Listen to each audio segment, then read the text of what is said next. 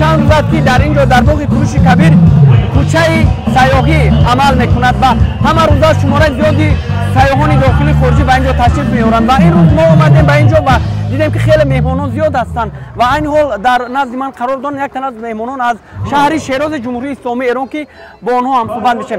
قبلا قدوم شما رو حضور شما رو به شهر زیبای دوشنبه و به این کوچه گردشگری خیر مقدم میگیم. سپاس، تشکر، ممنون از شما. بگویید که شما از کجا اومدید و باری اول از و تاجیکستان ما رو چگونه دریافتید؟ سلام میکنم به مردم خوب تاجیکستان، شهر دوشنبه. من از ایران هستم، شهر شیراز، شهر سعدی، حافظ و شاعرهای بسیار. من دوستانی در تاجیکستان دارم که بسیار مهربان، مهمان نواز هستند و از من دعوت کردن که به دوشنبه بیام.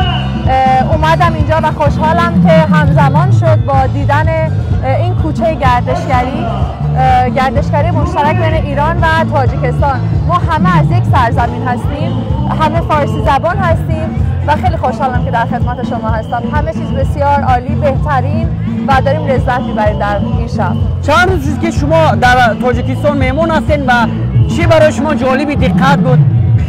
من دیروز به این شهر رسیدم و اولین چیزی که نظر منو جلب کرد این بود که مردم بسیار ایرانی ها رو دوست دارن، بسیار مهمان نواز هستن.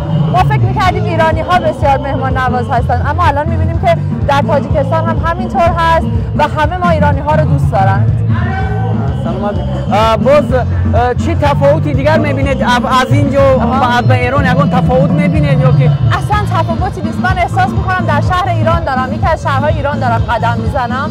همه چیز آشناست، خیابان‌ها، اسم‌ها، جاهایی که میرم گردشگری میبینم، پارک کوروش، پارک رودکی. در موزه بسیار آثاری رو دیدم که بسیار شبیه ایران هست و من احساس میکنم در وطن خودم هستم. تشکر زیاد. و با اون هموطنان خود، با اون فارسی زبانانی که این کشور ما رو ندیدن، چی توصیه میدید شما که همچون یک راه بلد خوب هستین در جمهوری اسلامی ایران؟ سلامت باشید.